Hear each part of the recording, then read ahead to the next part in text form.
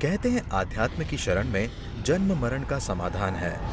बिना किसी शब्द ज्ञान के आप एक तत्व को जान लेंगे तो आपको सर्व ज्ञान हो सकता है। किंतु इस समाधान को समझना सरल नहीं है। इसके लिए गुरु की जरूरत होती है। श्रमण संस्कृति के अमृत पुरुष व विलक्षण प्रतिभा के धनी युग प्रधान आचार्य सम्राट पूज्य श्री शिव मुनि जी महाराज साहब का समग्र जीवन सत्यम शिवम सुंदरम का जीवंत प्रतीक रहा है। परमात्मा स्वरूप महान सद्गुरु के रूप में आप सदैव जन जन की श्रद्धा के केंद्र हैं। आपका बहुआयामी व्यक्तित्व हिमालय की भांति उतंग, गंगा की तरह पवित्र और सागर के समान गंभीर बना हुआ है। देह के भीतर शाश्वत आत्मा, एक शाश्वत आत्मा, उसके गुण क्या है? नान दंसन संजुओ, ज्ञान और दर्शन से युक्त ये आत्मा का निज गुण है। बस इसको तुमने पाना है। यही धर्म है, यही ध्यान है, यही प्रतिक्रमण है, यही साधना है, यही स्वरूप रमन है। एगो में सास्योपा नान दंसन संजुओ। आत्मा कैसी है? ज्ञान और दर्शन से युक्त। कैसे आप कहेंगे? जैसे आप कहते हैं मिठाई, मिठाई से मीठा निकाल दो, मिठाई रहेगी? मिठाई में मीठा है तो मिठाई, यदि मीठा निकाल दो तो कुछ भी नहीं। ऐसे आत्मा में सदैव, चाहे आत्मा नरक में गई, चाहे पशु पक्षी बनी, चाहे निगोद बनी, निगोद में गई, चाहे देवलोक में गई, आत्मा में दो गुण, ज्ञान और दर्शन, जानना और देखना। तुम मात्र दृष्टा हो, तुम मात्र ज्ञाता हो। हर पल हर क्षण ज्ञाता दृष्टा भाव में रहना, ये आत्मा का निज गुण है। यही हमारा ध्यान है, यही हमारा सच्ची साधना, इसको पाना है। ये सूत्र कहना आसान है, इसको प्रैक्टिकल करना कठिन है। कठिन नहीं, अभ्यास करते करते सब पालोगे। एगो में शास्त्रोपनाम दंसन संजीव, एक शाश्वत आत्मा ज्ञान दर्शन से युक्त, शेषमय बहिरा भावा। बाकी सब बाहर की बातें, बाकी सब बाहर। शेषमय बहिरा भावा सबने संयोग लक्षणा। जो कुछ उदय कर्म से तुम्हें मिला ये तुम्हारा संयोग है। कितना तप कर लो, कितना जप कर लो, मास कमन कर लो, साधु भी बन जाओ और प्रवचन भी दे दो, 32 सूत्र कंठस्थ भी कर लो, यदि आत्म दृष्टि नहीं आई तो तुम 21 देवलोक तक जाके फिर वापस नीचे आओगे, ऊपर नहीं आ सकते। एगो में शास्त्रोपनान दंसन संजीव, शेषा में बहिरा भावा सबे संयोग लक्षणा। बाकी सब इस सूत्र को अपने हृदय की अंतर समा लेना। जब जब कोई गाली दे, जब जब क्रोध आए, जब तुम्हारा मन ना लगे, मैं तो शाश्वत आत्मा, बस हर श्वास में आत्म रमन करना, वो तुम्हारी कदम लहरा, वो तुम्हारा ध्यान, वो तुम्हारी समाधि धीरे धीरे लग जाएगी। तो क्या मिलतेगा इससे आपको? शाश्वत आत्म दृष्टि से आपको क्या मिलता है, इसका फल बताते हैं भगवान। आपको सुख मिलेगा, समृद्धि और सौभाग्य, 3 चीजें प्राप्त होंगी, सुख, समृद्धि और विभाग, सौभाग्य। और इसकी विपरीत यदि आपने आत्मा को नहीं माना, मिथ्या दृष्टि में गए तो क्या होगा? आधि, व्याधि और उपाधि। जो संसार में आज दुख है, तीनों का दुख है, आधि, व्याधि, उपाधि। आदि किसकी? मन की। मन में संकल्प, विकल्प, उथल पुथल, सब कुछ होने के बावजूद, सब कुछ मिला है, परंतु फिर भी हम दुखी हैं। आदि है मन में। व्याधि, शरीर में बीमारियां आ रही हैं, बुढ़ापे में साधना नहीं हो पाती, शरीर में बीमारियां आ रही हैं। आदि, व्याधि, उपाधि। ये उपाधि मुझे मिल गई, उसको नहीं मिला, उसको टिकट मिल गई, मुझको टिकट नहीं मिला, वो उसको कुछ मिल गया, वो ग्राम का सरपंच बन गया, मैं सरपंच नहीं बना। बस ये दुख किसको? मिथ्या दृष्टि वालों को। आधि, व्याधि, उपाधि। यदि आप आत्म दृष्टि नहीं मिली आपको, तो जीवन में निश्चय है आधि, व्याधि, उपाधि आपके जीवन में आएगी। अब तुम स्वयं निर्णय करो। यदि आपके जीवन में आदि व्याधि उपाधि है तो भी आत्मदृष्टि आई नहीं। यदि आत्मदृष्टि आई तो क्या मिलेगा आपको? सुख, समृद्धि और सौभाग्य। बस समृद्धि क्या है? समृद्धि का अर्थ मुझे कुछ नहीं चाहिए, मुझे बहुत मिला हुआ है, मुझे कुछ भी नहीं चाहिए संसार से, यह है समृद्धि। उस व्यक्ति को कोई दुखी कर नहीं सकता। भगवान महावीर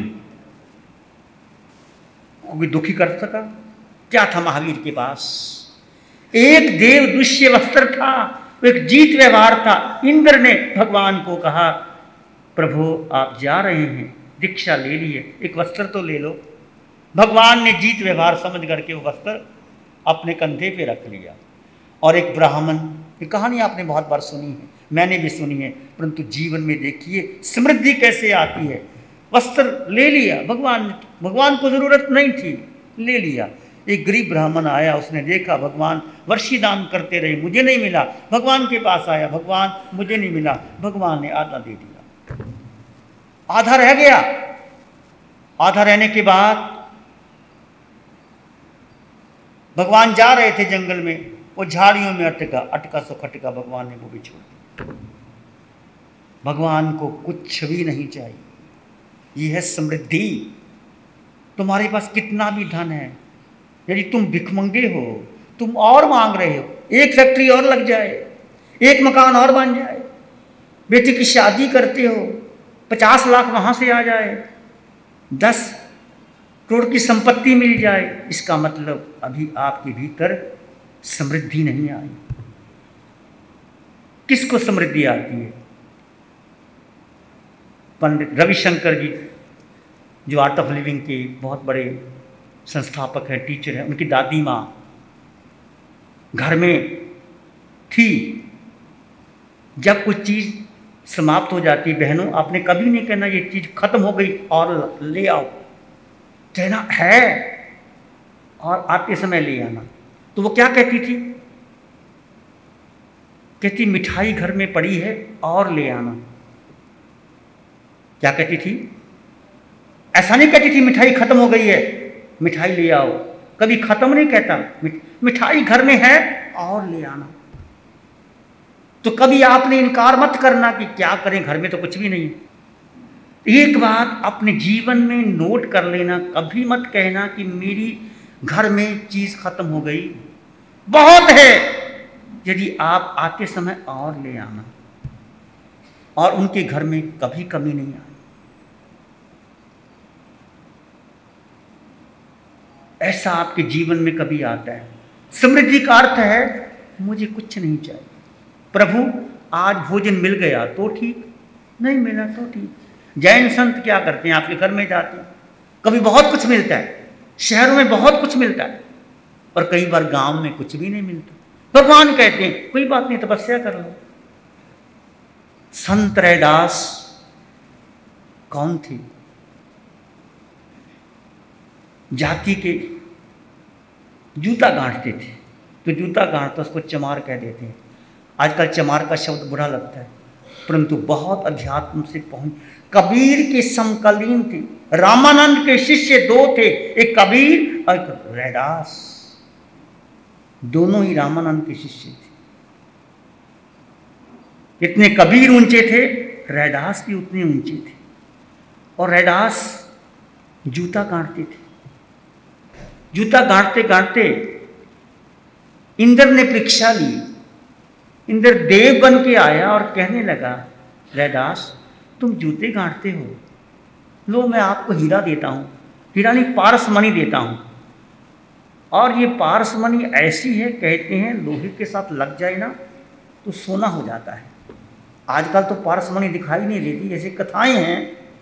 तो इंद्र ने ब्राह्मण का रूप बना करके संत रैदास की कहा, देख तू कब तक जूते गांठते रहते हो, अब छोड़ो जूते गांठना, ये पारसमणि लो और सोने लोहे के साथ लग जाएगी, सोना हो जाएगा।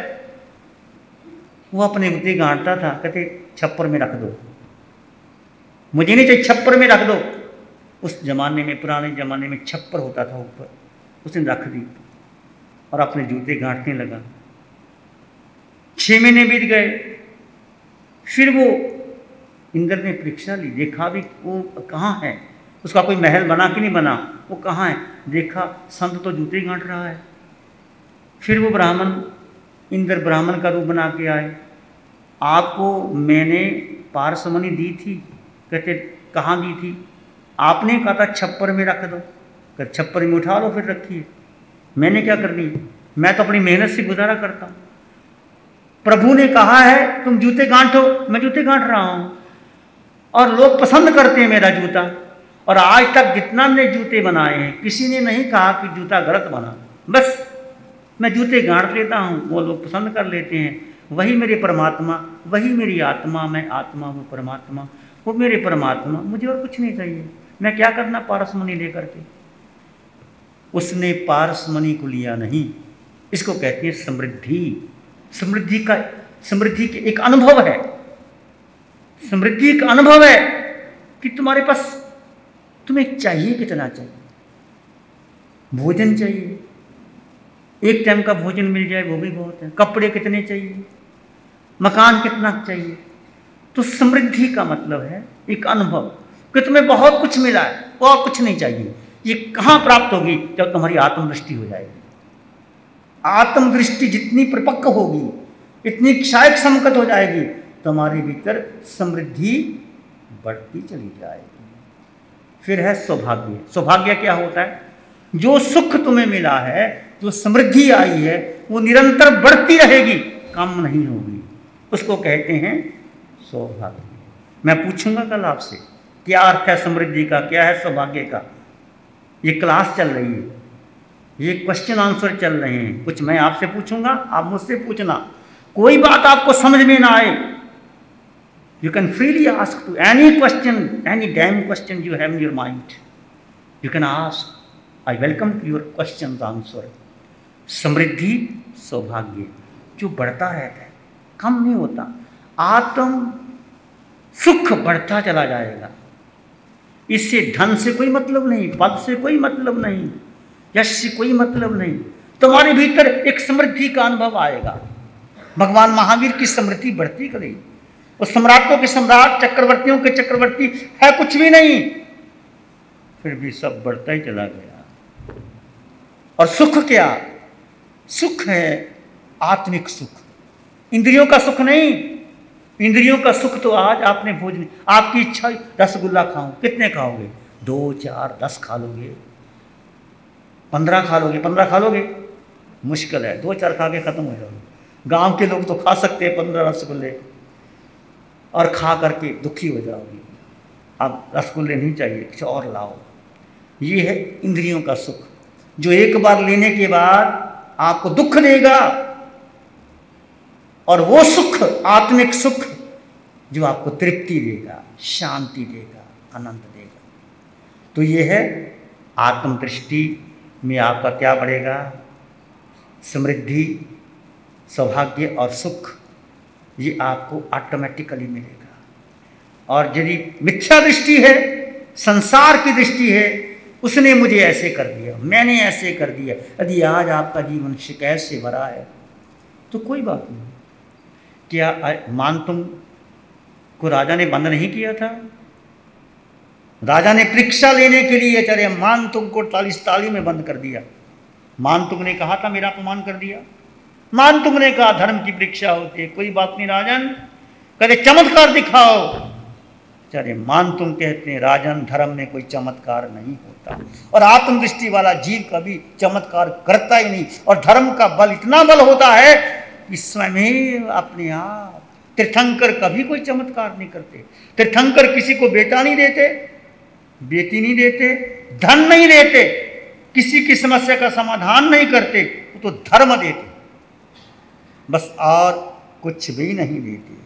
मैं आत्मा हूँ, मैं आत्मा हूँ।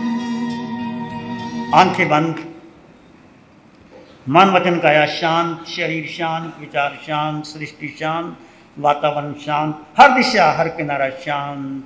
शांत शांत। सिर के सिरे से पांव के अंगूठे तक अपने भीतर शुद्ध चेतना का एहसास कीजिए।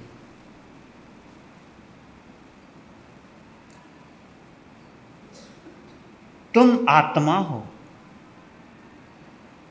तुम देह नहीं हो, तुम पुरुष या स्त्री नहीं हो।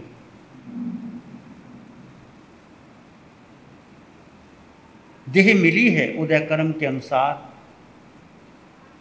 आयुष कर्म पूरा होगा, देह छूट जाएगी, पर आत्मा का आयुष से कोई संबंध नहीं।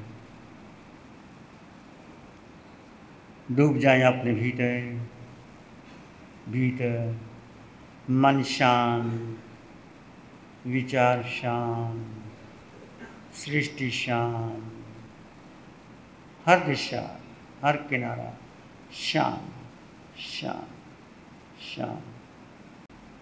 आंगे आंगे बहती रहे मैत्री ब्रह्म विहार।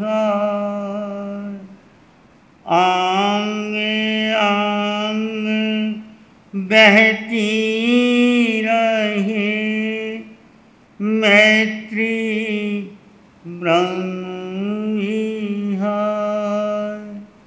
मैत्री ही सुख शांति का मोक्ष पुरी का द्वार।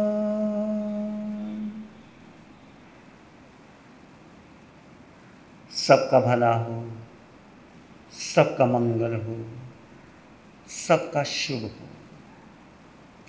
एक लंबा गहरा सांस लें। अरिहंत परमात्मा के चरणों में अनंत कृतज्ञता ज्ञापित करें। एक और लंबा गहरा सांस। अरिहंत परमात्मा के चरणों में नमन और वंदन। दोनों हाथों को आंखों पे ले जाएं। हल्का सा स्पर्श, धीरे से आंखें खोल सकते।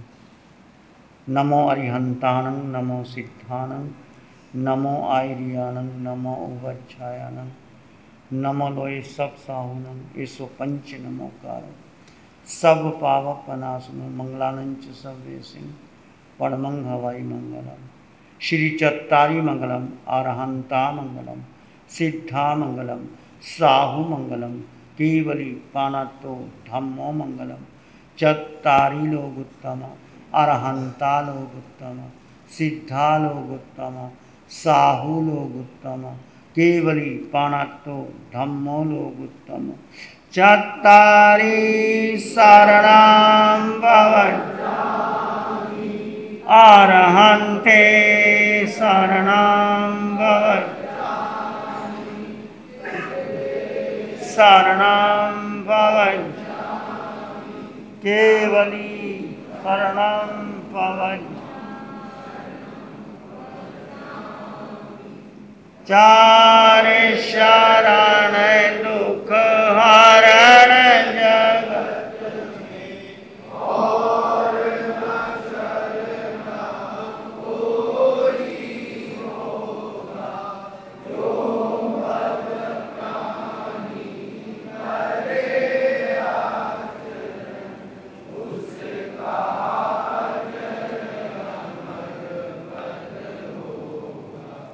उसका सदा ही